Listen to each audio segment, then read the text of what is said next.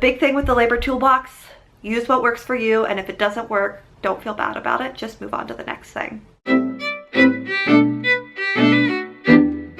Hi everybody, so it is Elizabeth, aka Nurse Zabe, here on YouTube and Instagram, back again with another one of my toolbox videos for you.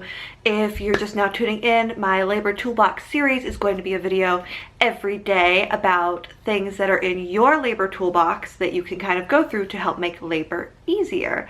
So today's video is going to be a little fun because, well, fun. It's going to be a little weird. You're going to see two different versions of me. Basically the version of me that filmed this 2 weeks ago, and then this current version of me who's filming this today because I had some corrupted footage and I want to get it out for you guys today. So without further ado, let's go ahead and get started talking about water in labor, also known as hydrotherapy. So let's talk about water in labor. Water immersion has been shown to lower a patient's perception of pain during labor and reduce their need for pain medication. A lot of women really enjoy using water for pain relief. Water can be really useful. Some people call it a liquid epidural or a water epidural because it gives mothers a feeling of weightlessness. It's also going to help relax muscles and relieve stress. When we are in the tub, want it warm, about the temperature of your body or a little bit higher, and then you want it to totally cover up your belly. And even better, pro tip, if you can kind of have it so that it's covering up your whole belly and then maybe touching your nipples.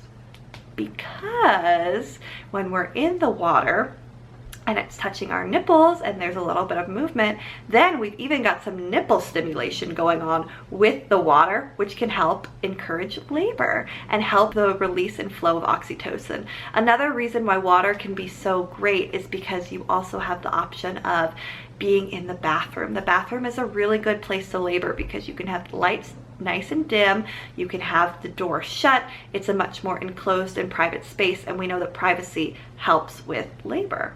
If you are going to be using water, the nice thing is hospitals are still able to intermittently Doppler you in the water.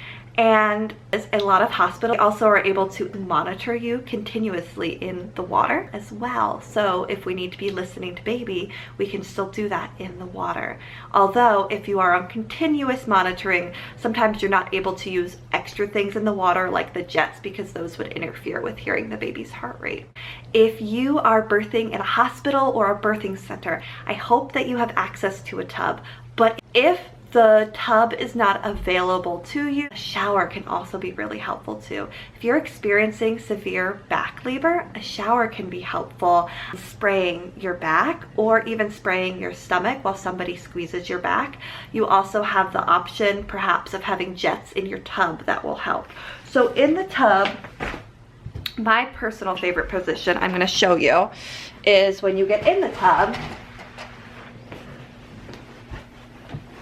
more like this, so your belly is under the water, but you're on kind of hands and knees leaning out of the tub can be really helpful. And then if you needed somebody to rub your back, they could do that during, or even being hands and knees in the tub, or more of a reclined on your back position and then changing and moving with the water in the water when you have a contraction can be really comfortable. So the tub can also go really, really well with IV pain medication, so fentanyl, Demerol, morphine, whatever your facility provides as kind of a little like relaxation cocktail, because you've got the water helping your muscles relax, you've got the IV pain medications helping you relax. Some women just do IV pain medication and tub up until it's time for delivery.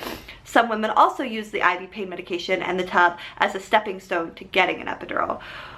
What's most important to remember is that this is your birth. These are just things in your toolbox, options of things that you can do. There are obviously things beyond what I'm saying that you can do. You obviously don't have to do everything that I'm saying, but these are just some options that I have found other women and myself have found really useful. So there is something to be said about the timing of using hydrotherapy, of using water immersion in labor. It can be really helpful and a really good pain reliever when we are in active labor. Sometimes in latent labor, if we are in for an induction that's just kind of starting to pick up steam, it actually can slow things down a little bit. So it's nice to wait and use the tub after some of our other things in our toolbox aren't working quite so great because things are getting more intense. Alternatively, if you have been in latent labor or prodromal labor, which is sometimes called false labor, but I don't really like that because it has a negative connotation. If you've been stuck in that latent prodromal labor for a while, sometimes even a few days, this prodromal labor can keep on for some women. If you are just needing a little rest and a little break, using the water to actually help slow things down can give you some time to nap in the tub. If we are in the early part of an induction or adduction that's been going on for a little while, but we're still not seeing a lot of cervical change, that tub and that rest can be really restorative. I would recommend probably staying in for only about 20-30 minutes. But if you are at home and trying to get this prodromal labor to either pick up and go or just stop so you can get some sleep, hang out in the tub as long as you feel comfortable, and perhaps maybe when you get out of the tub, the prodromal labor will have stopped, and hopefully a more active and effective labor pattern will start up later as baby gets into a better position. Water has its place in all parts of labor, and something that I haven't touched on yet, and I won't go into too much detail just because it's not something that we do at our facility, is water births. Know about water births is when they are done by a provider who is skilled in a clean environment, that they can definitely be conducive with better pain scores for moms, less use of pain medication, and similar outcomes for baby as far as NICU stays or infection or things of that nature. We also are going to see less episiotomy use when we're in the tub, simply because you cannot reach to do it. So if you are considering a water birth, if that's something that your hospital provides, our hospital does not provide it just due to the nature of the tubs, just because we only have access on 2 sides of the tub instead of 3 to provide the most safety and sufficiency for mom and baby.